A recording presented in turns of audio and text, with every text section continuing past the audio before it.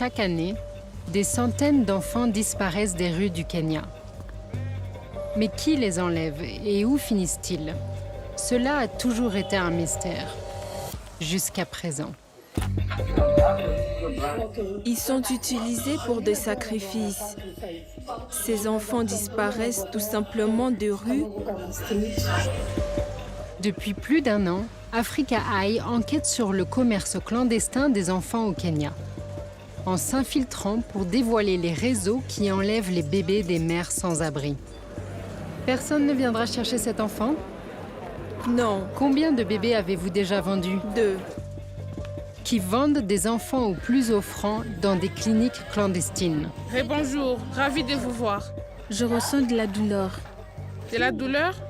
Allongez-vous sur le côté. Quel est le prix à payer? Nous avons commencé à 60 000 et maintenant nous sommes à 45 000. Et même dans nos hôpitaux publics les plus prestigieux. Comme convenu, 300 000. Déposez ça sur la table. Un commerce qui laisse dans son sillage du traumatisme et de la dévastation. Je n'ai pas dormi depuis jeudi. Jusqu'à maintenant, je ne peux pas. Même si je vis dans la rue, ils ne devraient pas prendre mon enfant. Ils devraient me rendre mon enfant et arrêter de voler nos enfants. C'est la honte de notre pays. Ce commerce doit cesser. Il doit s'arrêter.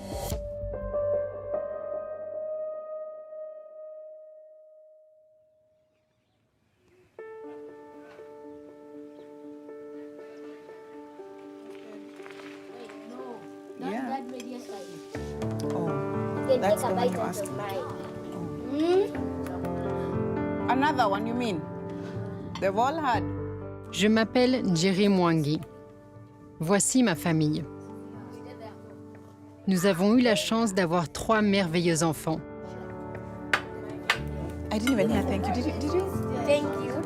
Having I as like that comes. you, Daddy. I didn't hear that. Comme toutes les femmes du monde entier, être mère est la chose la plus importante dans ma vie. Je ferai n'importe quoi pour mes enfants. L'histoire que je vais vous raconter est mon pire cauchemar. Depuis des années, un marché noir illégal d'enfants existe au Kenya. Une série d'enlèvements ciblant des enfants a récemment secoué Nairobi, donnant des frissons à de nombreux parents. Ce commerce clandestin offre à des femmes désespérées une alternative rapide aux lois complexes du Kenya en matière d'adoption. C'est un business. Aucun sentiment n'est toléré. Ici, les bébés ne sont qu'une marchandise commerciale parmi tant d'autres, comme des céréales par exemple. Les enquêtes de la police révèlent que peu de temps après que le bébé ait été enlevé, il a été livré à une autre femme qui l'aurait acheté au prix de 25 000 shillings. C'est un commerce de vie humaine qui s'appuie sur nos femmes les plus vulnérables, laissant dans son sillage un traumatisme inimaginable. La police demande à toute personne qui aurait perdu un enfant de se présenter à la brigade mobile de Pangani. Surtout, ne laissez pas vos enfants errer dans les rues sans être accompagnés.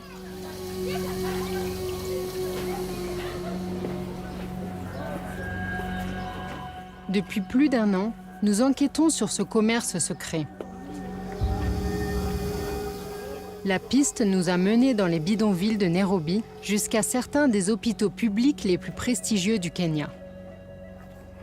Au cours de notre enquête, nous avons rencontré d'innombrables femmes comme Suzanne, des mères désespérées à la recherche de leurs enfants disparus, souvent pendant des années après qu'ils ont été volés. Suzanne n'est pas la seule. Sa voisine June comprend sa douleur. Son enfant aussi a été volé par des trafiquants et n'a jamais été revu depuis. Suzanne a tout essayé. Elle a contacté les médias locaux, la police et a même fait du porte-à-porte. Mais en vain. 4 années de souffrance. Quel âge avait votre enfant? Il avait 3 ans et 4 mois. Quand a-t-il été volé? En 2016. Savez-vous qui l'a volé? Je ne sais pas qui me l'a pris. À chaque fois que je vois un enfant comme lui, je me sens très mal. J'aurais préféré le prendre dans mes bras et l'enterrer s'il était mort, plutôt que me le faire voler. Avez-vous toujours l'espoir de le retrouver? Oui, il peut être retrouvé. Mes autres enfants n'arrêtent pas de dire « Pourquoi nous ont-ils volé notre enfant? Pourquoi ne l'ont-ils jamais ramené ?» Je suis vraiment désolée.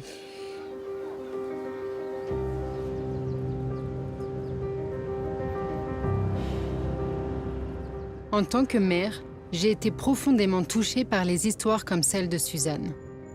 Maintenant, je veux savoir qui sont les trafiquants de bébés et quelle est l'ampleur du problème au Kenya. Bonjour, ça va? Je vais bien. Je suis en route pour rencontrer Judith Kanaya, une journaliste de Ghetto Radio. Depuis des années, elle fait des reportages sur le calvaire que vivent des femmes comme Suzanne. De nombreuses mères d'enfants disparus s'adressent à Ghetto Radio dans l'espoir désespéré que leurs enfants puissent être retrouvés. Il y a eu cette plainte de femmes des bidonvilles. Elles se disent « On nous vole nos enfants et personne ne nous aide ». J'ai donc pris cette initiative pour savoir ce qui se passe dans ces rues. Ce truc est énorme. Beaucoup de gens ne réalisent pas à quel point c'est énorme. Selon Judith, il existe un marché noir florissant pour les bébés des bidonvilles de Nairobi, en particulier celui de Kayole, qui abrite des milliers de résidents parmi les plus pauvres de la ville. La plupart des cliniques de Kayole font ce genre d'affaires. Ils vendent des enfants. Si vous allez dire dans une clinique « Je ne peux pas accoucher, j'ai besoin d'un bébé », ils sont prêts à vous vendre un bébé. Et c'est un business qui est en plein essor. Ils se font beaucoup d'argent.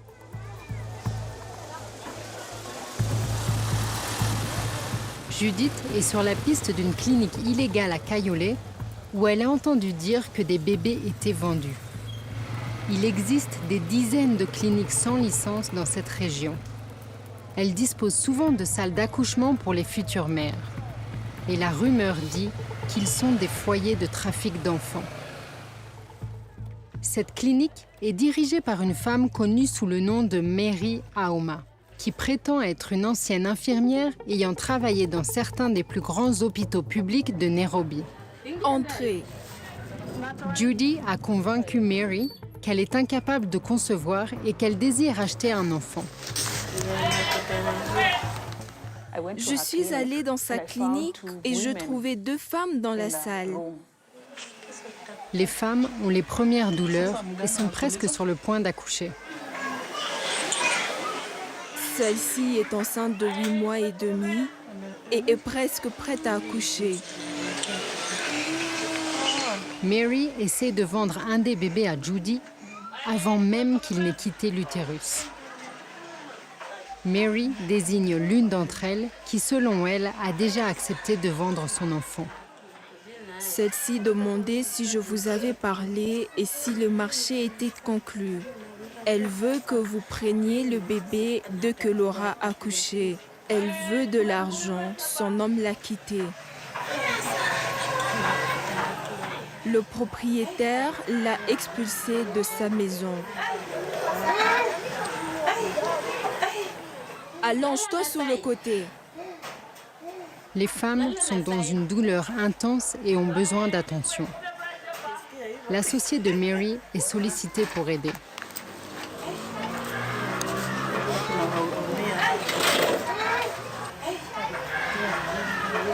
Mary retourne rapidement aux affaires. Elle était du genre « Je veux te vendre un de ces bébés. Quel est le prix à payer ?» Nous nous sommes mises d'accord à 45 000. Pouvez-vous me faire une réduction? Nous avons commencé à 60 000 et maintenant nous sommes à 45 000. Nous avons commencé à 60 000 et maintenant nous sommes à 45 000. Mary semble se soucier peu des mères de sa clinique. Dès qu'elle a vendu leurs enfants, elle les renvoie dans la rue. Qu'arrive-t-il à la mère? Dès que nous avons fini avec elle, elle part. Est-ce que certaines de ces femmes sont déjà revenues et ont essayé de réclamer leur bébé plus tard? Non, elles ne peuvent pas. Nous le disons très clairement. Cette personne sait qu'elle ne pourra jamais revenir en arrière. Mary ne vend pas seulement des bébés. Elle fournit également à ses clients des documents d'enregistrement de naissance obtenus illégalement. C'est un package. J'ai demandé quelles étaient les procédures. Elle m'a assuré. Nous avons des gens à nous qui vous aideront à enregistrer votre enfant sous votre nom, sous votre garde. Mary prétend travailler avec un réseau de fonctionnaires corrompus présents dans les hôpitaux publics et les autorités locales. Lorsqu'un enfant est vendu, les clients de Mary reçoivent des documents officiels obtenus illégalement qui identifient l'acheteur comme étant la mère de l'enfant. La véritable identité de l'enfant est effacée à jamais. Pouvez-vous obtenir des certificats de naissance? On écrit dans la notification ce que vous voulez.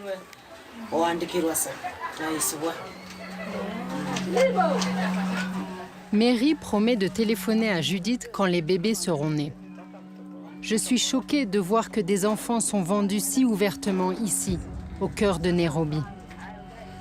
Ces preuves suffisent à elles seules à envoyer Mary Auma en prison pour une durée maximale de 30 ans.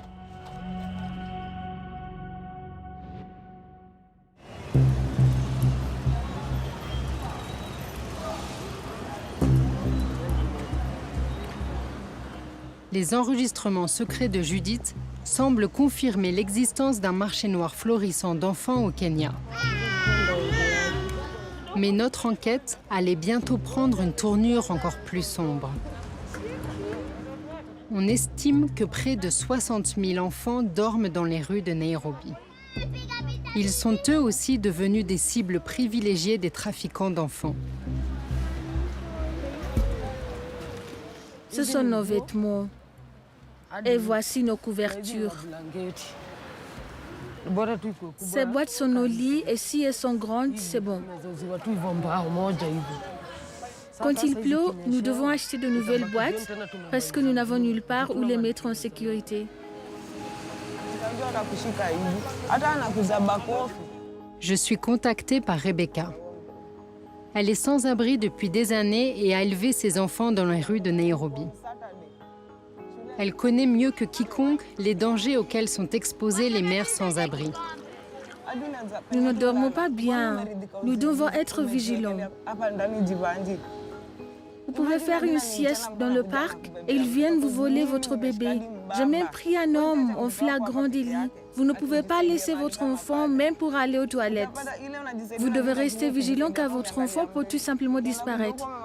C'est notre vie. Ce n'est pas notre faute si nous vivons dans la rue. Ils devraient arrêter de voler nos bébés. Il y a près de 10 ans, Rebecca a elle-même été victime des trafiquants. On lui a volé son enfant pendant son sommeil et on ne l'a jamais revu depuis. J'ai perdu mon enfant le 13 mars 2011. Je n'oublierai jamais cette date. Je me suis réveillée vers 2 heures du matin. Mon enfant a disparu, je ne sais pas qui l'a pris. Mon enfant s'appelle Laurence Josiah. J'ai cherché dans tous les foyers pour enfants, à Kiambu, à Kayole, et je ne l'ai jamais trouvé. Mon enfant aurait 10 ans aujourd'hui. J'espère toujours que je le reverrai un jour. Je jure que je donnerai n'importe quoi pour le revoir. S'il est mort, j'aimerais le savoir. Même si j'ai d'autres enfants, il reste mon premier-né. Pourquoi me volerait-il mon enfant? Ce n'est pas parce que je suis sans abri que je suis une mauvaise mère. Ils devraient me rendre mon enfant et arrêter de voler nos enfants.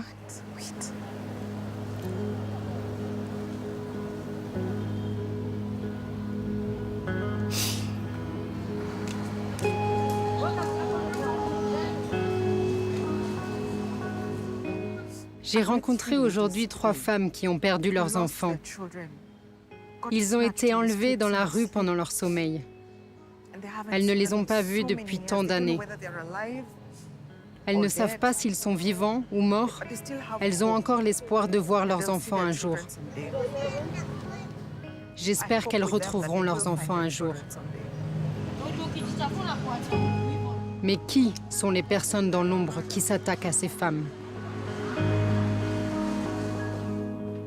Nous avons été contactés par un informateur. Au péril de sa vie, elle a réussi à infiltrer un réseau de trafiquants qui cible spécifiquement les mères sans abri. Elle a accepté de parler à condition que nous cachions son identité. Il y a cette fille. Elle s'appelle Anita. Elle vole des enfants et les vend. D'où lui viennent les enfants? Des familles de la rue. À combien vendent-elles les enfants? Elle m'a dit que si j'amène une petite fille, c'est 50 000. Et un garçon, c'est 80 000. 50 000. Oui, Et un garçon, 80 000. oui. Mais l'enfant doit avoir 3 ans ou moins. Est-ce qu'Anita a des femmes différentes à qui elle vend? Oui, C'est donc celle qui lui donne le meilleur prix. oui. Pourquoi est-il important que vous en parliez? Il y a cette femme dans notre région. Il y a 12 ans, son enfant a disparu. Les garçons avaient 2 ans ou 3 ans. Depuis lors, si cette femme attend un bébé pleurer, elle pense que l'enfant est le sien. Et vous pouvez imaginer que cela fait 12 ans. Mais elle a toujours la même douleur. Moi aussi, je suis une mère. J'ai toujours eu des remords pour cette femme. C'est pour ça que j'ai décidé que c'était trop. Nous devons arrêter cela.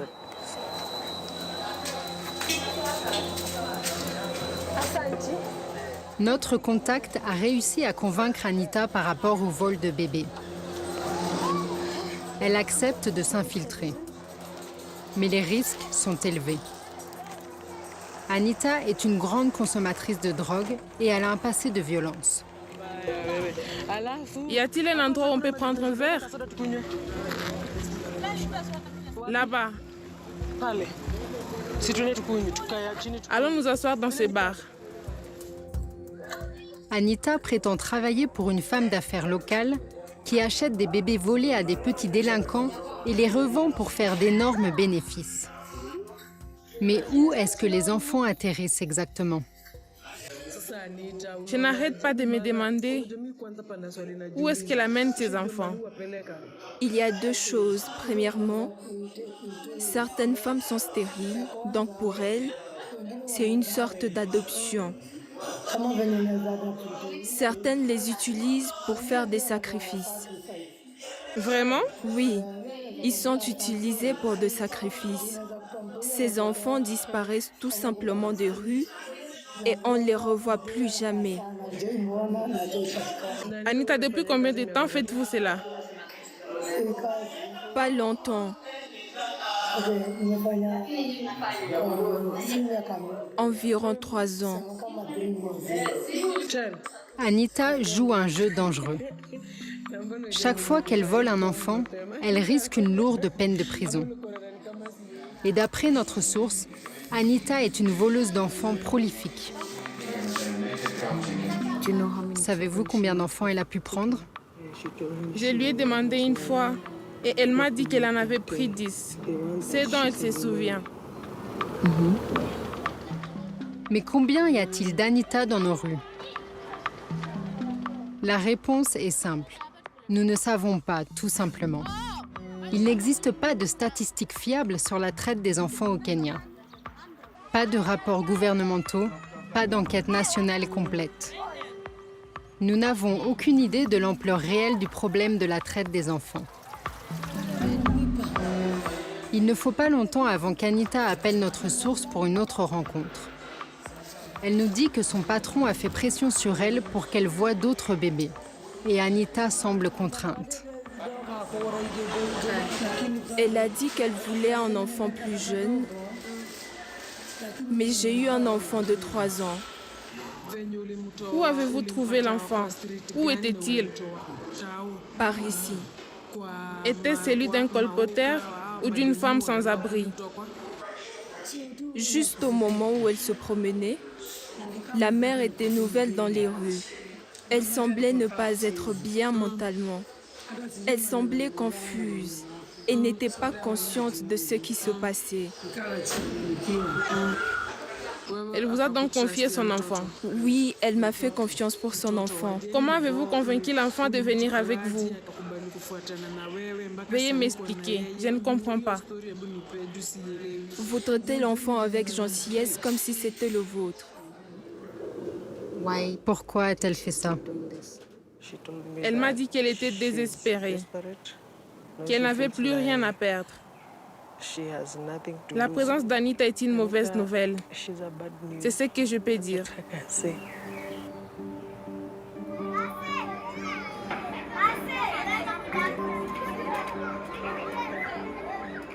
Cet horrible commerce d'enfants ne devrait pas exister.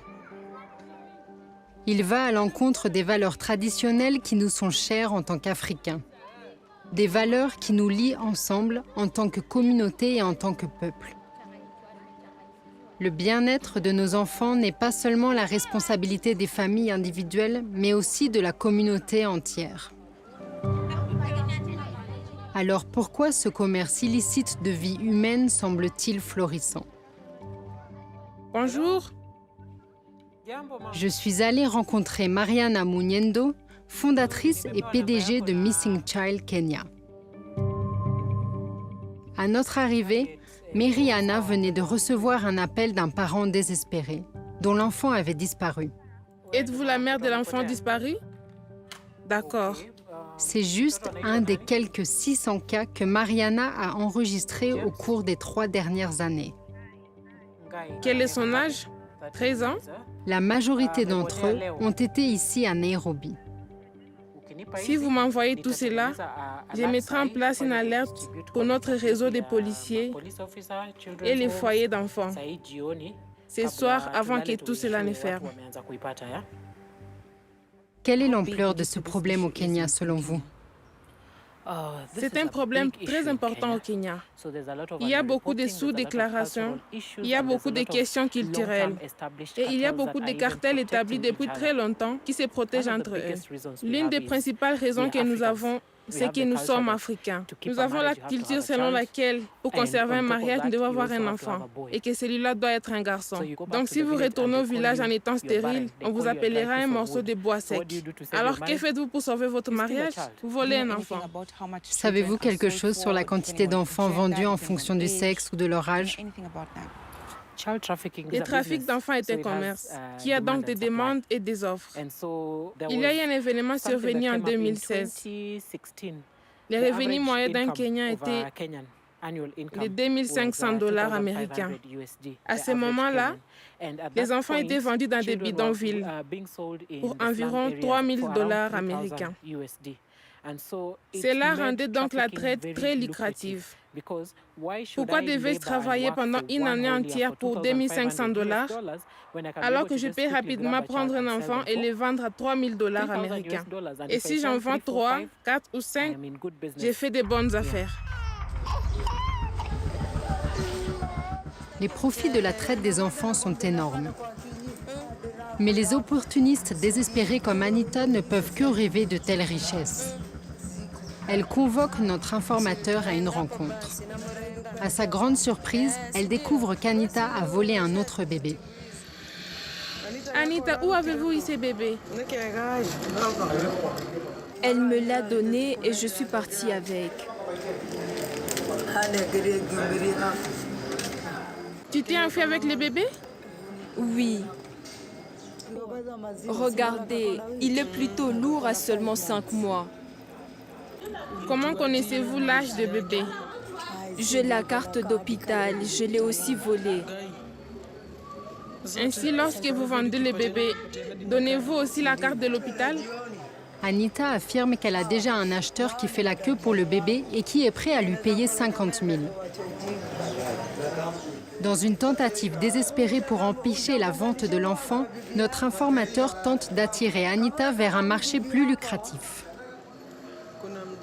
Un type m'a présenté une femme qui veut désespérément un bébé. Et cette femme est prête à payer 80 000. 80 000? Oui, 80 000.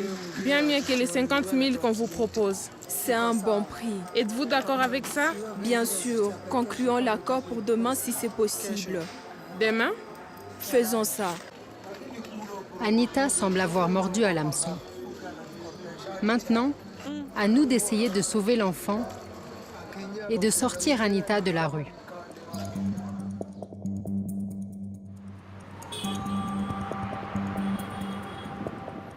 C'est le matin de la transaction. Nous avons signalé l'affaire à la police. Ils ont lancé une opération d'infiltration pour arrêter Anita. La police a décidé que je devrais me faire passer pour l'acheteur et qu'une policière devrait m'accompagner en prétendant être ma domestique. L'officière en chef me donne des instructions sur la façon dont je dois agir. Donnez-lui des ordres par rapport au bébé Vous devez être un peu plus strict avec votre bonne, là. et obligez-la à les prendre. Ce genre de choses. C'est la première fois que je travaille en infiltration et les enjeux ne pourraient pas être plus élevés. Je mets notre informateur au courant de notre plan. Quand je vois le bébé, je le donne à Nancy. Et puis je dis, j'ai l'argent, mais pas tout. Laisse-moi aller chercher le solde. Je n'ai que ce montant. Et c'est alors que l'arrestation doit être faite.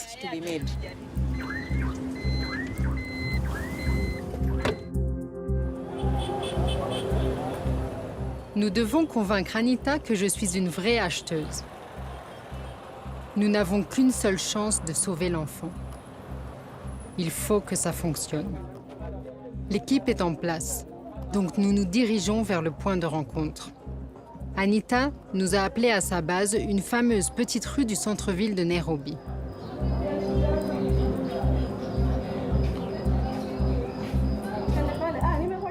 Anita apparaît, mais elle semble prudente. Elle s'est déguisée. Et à ma grande surprise, il n'y a aucun signe du bébé. Je m'appelle Anita. Êtes-vous Anita? Je dois maintenant la convaincre que je suis une vraie acheteuse, avec un vrai problème. Êtes-vous stérile? Oui. Cette situation a conduit à des mesures extrêmes. Dites-moi le prix. Je veux 80 000. J'ai vendu un garçon pour 50 000, mais pour cette fille, je veux 80 000. Et là, qu'est-ce que vous faites? Soudain, notre rencontre est interrompue par un officier de police local qui applique les restrictions de Covid.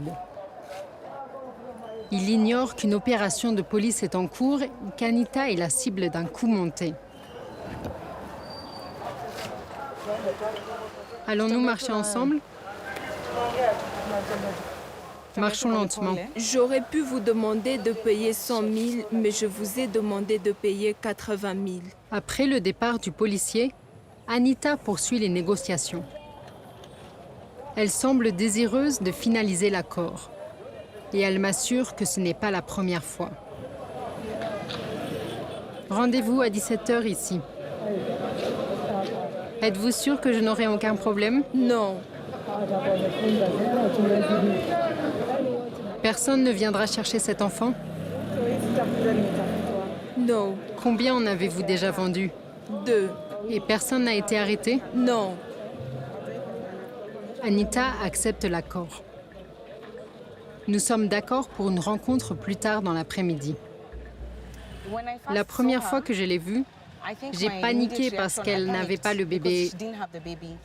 Je me suis dit, elle veut m'évaluer, parce qu'elle veut aussi voir si je suis réglo. Elle ne m'avait pas vraiment posé beaucoup de questions.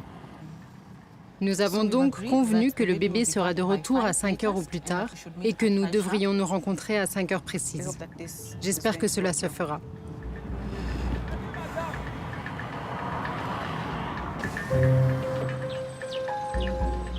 À l'approche de 17 heures, notre équipe s'est regroupée. Le piège est mis en place. Dès qu'Anita arrivera avec le bébé, la police entrera en scène, l'arrêtera et libérera l'enfant. Mais elle n'est jamais venue. Il est 17 heures passées, mais Anita est introuvable. La journée a été longue. Nous nous sommes retrouvés à 2 heures avec Anita. Nous avons passé en revue les détails du bébé, comment j'allais l'obtenir et à quel prix. Mais elle devait venir avec le bébé à 5 heures. Nous sommes donc allés sur place un peu avant 5 heures et elle ne s'est jamais présentée. Nous espérons qu'elle nous contactera et qu'elle amènera le bébé la prochaine fois. Nous pouvons sauver ce bébé et empêcher Anita de détruire la vie d'autres enfants et d'autres familles. Mais Anita n'a jamais appelé. Quelques jours plus tard, nous apprenons qu'elle a vendu le bébé à un meilleur enchérisseur. Notre tentative de réunir l'enfant avec sa mère a échoué. La police poursuivra ses recherches pour retrouver Anita. Mais cette nuit, comme d'habitude, des milliers d'enfants dormiront dans les rues de notre capitale. Et ceux qui en font leur proie les observent, attendant leur moment pour agir.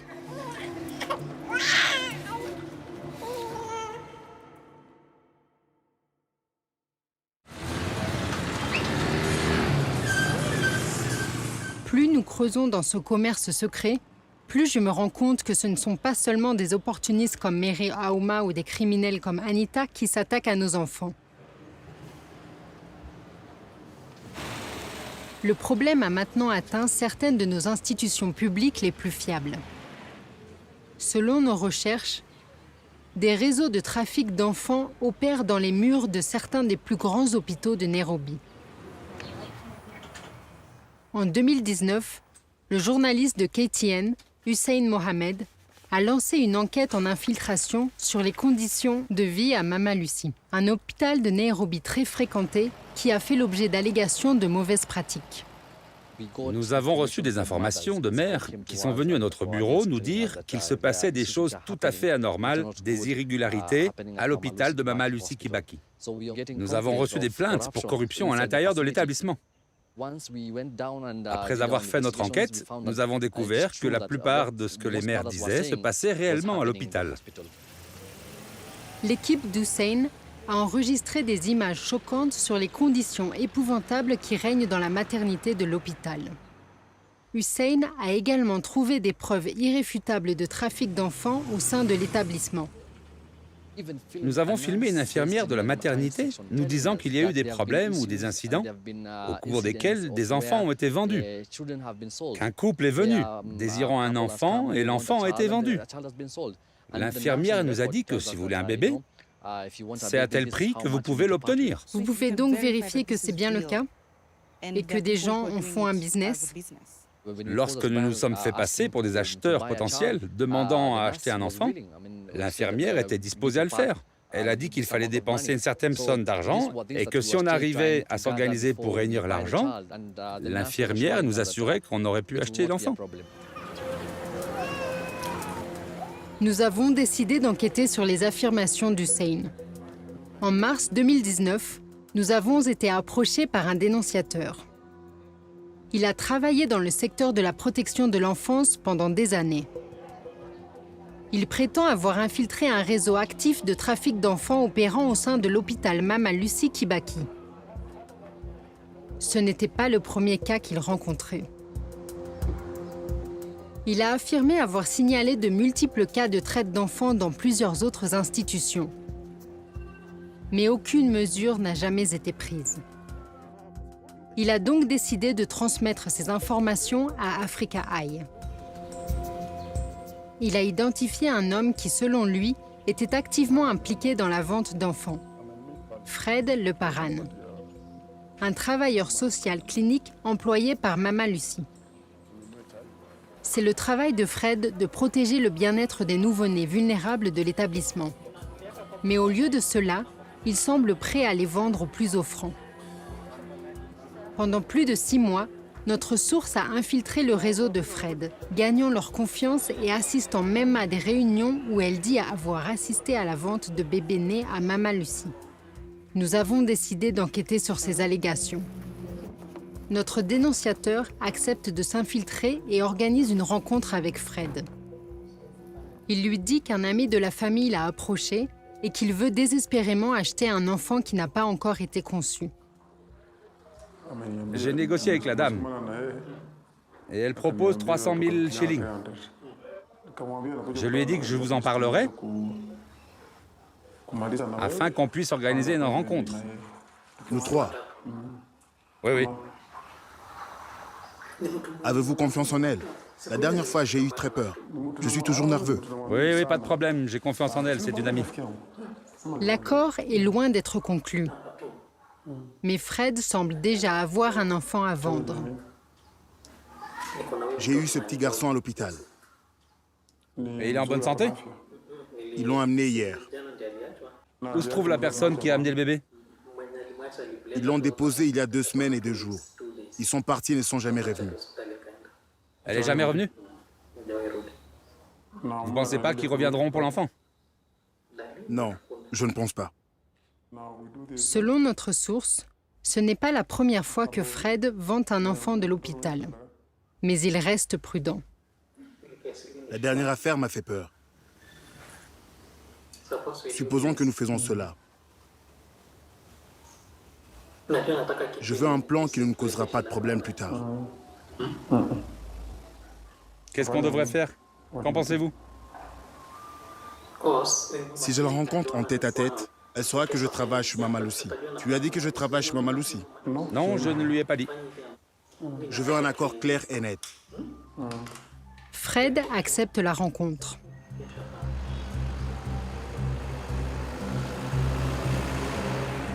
Il pense qu'il rencontre une cliente potentielle. Mais la personne qu'il rencontre est une journaliste qui se fait passer pour une femme voulant désespérément acheter un bébé. Nous l'appellerons Rose. Fred accepte de rencontrer Rose dans un bureau proche de Mama Lucie. Rose doit le convaincre qu'elle est une véritable acheteuse. Fred m'a demandé quelle était mon histoire, pourquoi je voulais un enfant. C'était une sorte d'introduction. Où est votre mari? Il est à Dubaï. Je devais m'assurer qu'il comprenne que les enjeux étaient élevés pour moi. Parce que je n'avais pas eu d'enfant, cela affectait mon statut matrimonial. Donc, je voulais un enfant pour pouvoir sauver mon mariage. Nous sommes ensemble depuis très longtemps. Rien ne s'est passé et maintenant la pression de membres de la famille a commencé à le pousser à trouver une autre femme. Alors, maintenant, qu'est-ce que je dois faire? Laissez-moi vous demander, avez-vous essayé l'adoption? Nous y avons pensé, mais il semble que ce soit un peu compliqué. Fred semble rassuré par l'histoire de Rose et se met rapidement au travail. Quel est le sexe du bébé que vous souhaitez avoir? Cela n'a pas d'importance. Est-ce un enfant en bonne santé? Oui. Vous a-t-il parlé du prix? Oh oui. Il m'avait dit que c'est 300 000. Peut-on en discuter? Non, nous ne pouvons pas en discuter. Nous ne pouvons pas discuter. D'accord. En tant que Kenyan, je dois m'y faire. Fred se prépare à l'accord, mais il semble nerveux.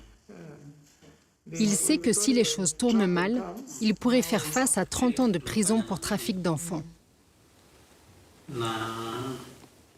Vous savez qu'il est risqué de faire cela. Et nous ne voulons pas que nos vies soient ruinées. Si nous allons de l'avant avec cet accord, ce ne sera que nous trois. Moi, toi et lui. Mon problème, c'est de faire confiance à quelqu'un. C'est très risqué. Cela m'inquiète beaucoup. Il a dit qu'il y réfléchirait et qu'une fois qu'il aurait réfléchi, il me contacterait. D'accord, nous essaierons de vous le faire savoir d'ici demain matin.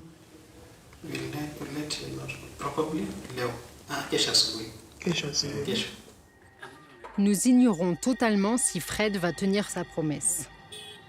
Il pourrait s'agir d'un simple bluff. Mais le lendemain matin, Rose reçoit un message. Ça vient de Fred. Et le marché est conclu. On m'a dit d'aller à l'hôpital de Mama Lucie tôt le matin pour prendre l'enfant.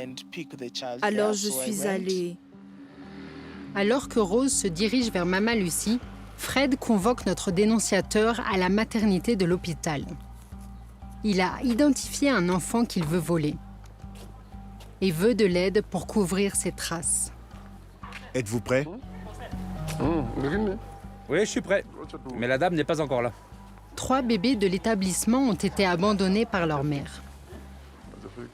Ils doivent être transférés dans un foyer local pour enfants. C'est le travail de Fred de s'assurer qu'ils y arrivent en toute sécurité. Mais aujourd'hui, il a d'autres plans. Il utilise ce transfert légitime comme un écran de fumée. Selon son plan, seuls 2 des bébés iront au foyer. L'autre sera vendu à Rose. Mais pour faire sortir les enfants de l'hôpital, il a besoin de documents officiels autorisant leur sortie. Donnez-moi un stylo.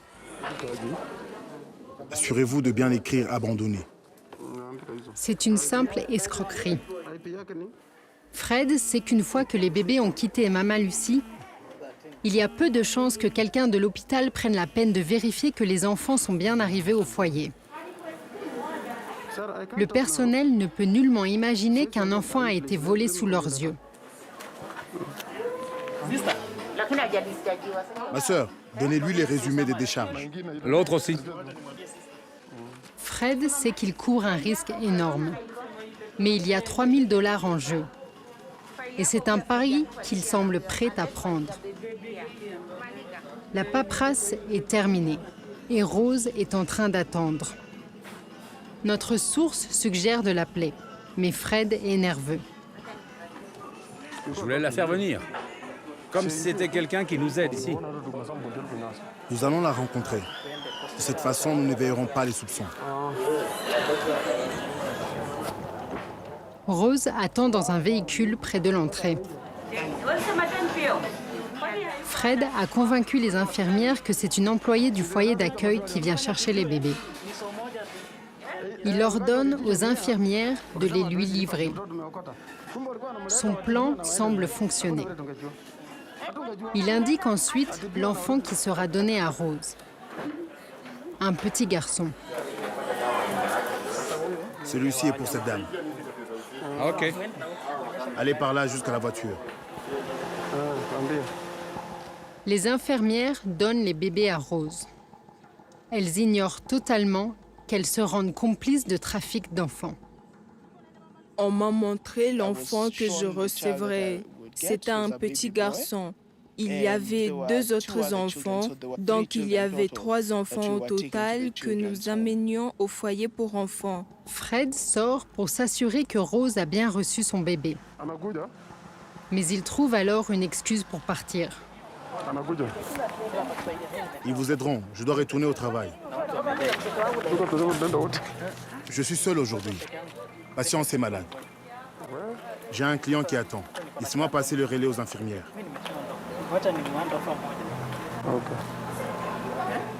Mais il nous assure que la voie est désormais libre. Et si les infirmières veulent vérifier qu'on va bien à l'orphelinat, elles vont nous suivre jusqu'à la porte? Non, ils ne peuvent pas. Ils ont du travail à faire. Si nous continuons à bavarder comme cela, quelqu'un pourrait avoir des soupçons. D'accord. Fred nous assure que personne de l'hôpital ne vérifiera si les enfants sont arrivés au foyer. Dès qu'elle passe par les sécurités de l'hôpital, Rose peut simplement disparaître avec le bébé que Fred venait de lui vendre. Ce qui m'a choqué, c'est la facilité avec laquelle j'ai pu sortir de l'hôpital avec les enfants. Il nous a fallu moins de 3 secondes pour sortir. Oui. J'ai 3 enfants. 3? Oui, ils sont abandonnés. Je les emmène dans un foyer pour enfants. Rose et notre source ont immédiatement livré les 3 bébés à ce foyer pour enfants, y compris celui qu'elle vient d'acheter. Ils seront pris en charge dans le foyer jusqu'à ce qu'une adoption légitime puisse être organisée. Au moins, ils sont maintenant à l'abri des trafiquants.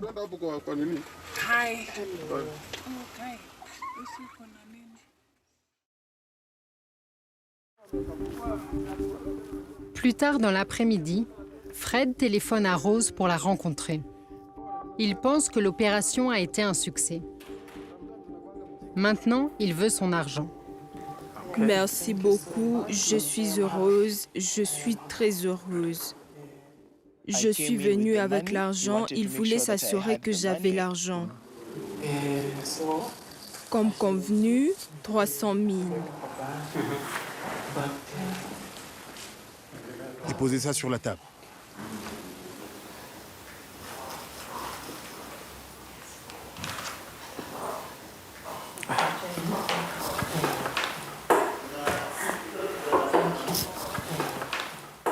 Je l'ai mis sur la table, il a pris l'argent et c'est tout. La seule chose à surveiller est la marque de vaccin du garçon. Si elle n'apparaît pas, il vous mettra en contact avec une infirmière pour le vacciner. Faites également appel à un nutritionniste pour vous aider.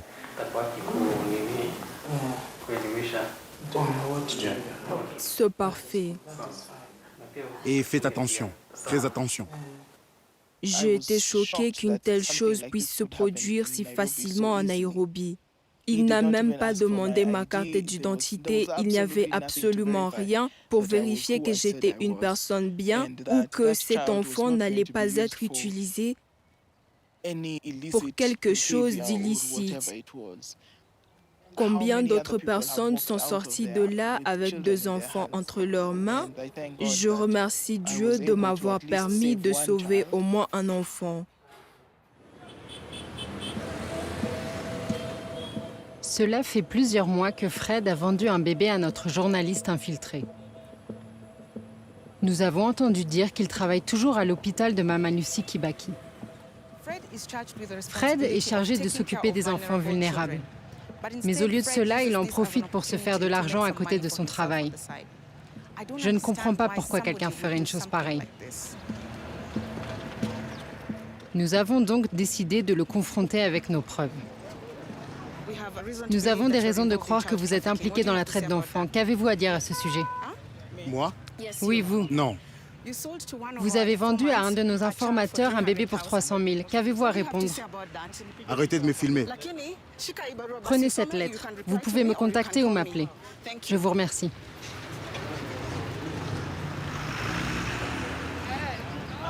J'ai eu M. Fred Leparan. Je lui ai dit les informations que nous avons sur lui, mais il semble qu'il n'ait rien à nous dire. Nous lui avons fait part de nos allégations par écrit, mais il n'a jamais répondu.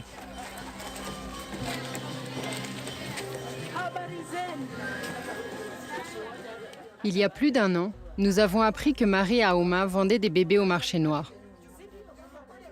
Mais sa clinique semble toujours en activité. Nous avons envoyé nos allégations à Marie Aouma, mais elle n'a pas répondu. Idem pour Anita, qui semble une fois de plus avoir disparu dans l'ombre. Cette enquête n'a été rendue possible que grâce à la bravoure de nos journalistes infiltrés qui, au prix de grands risques personnels, ont décidé de prendre position. Nous osons espérer que la diffusion de cette enquête pourrait aider à mettre un terme aux crimes de ceux qui ont été dévoilés. Chaque jour, une mère kenyane subit le traumatisme de perdre un enfant, uniquement pour le profit des autres. Leurs cris sont restés trop longtemps étouffés. Les scènes que j'ai vues pendant la réalisation de cette enquête m'ont choquée au plus haut point. En tant que femme, en tant que mère et en tant que Kenyane. Dans tout le Kenya, les trafiquants opèrent à la vue de tous. Des centaines, peut-être des milliers de nos enfants ont été vendus comme du bétail, dépouillés de leur identité et de leurs racines. C'est une tragédie nationale. En tant que communauté, nous avons permis que cela se produise. Il est maintenant de notre responsabilité de mettre enfin un terme à ce tourment.